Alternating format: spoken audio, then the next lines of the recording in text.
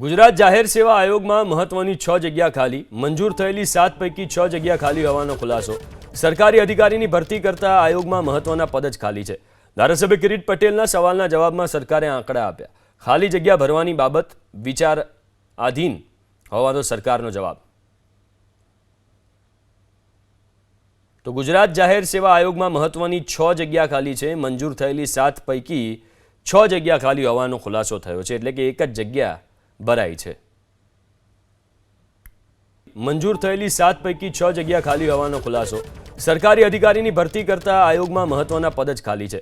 ધારાસભ્ય કિરીટ પટેલના સવાલના જવાબમાં સરકારે આંકડા આપ્યા। ખાલી જગ્યા ભરવાની બાબત વિચારાધીન હોવાનો સરકારનો જવાબ।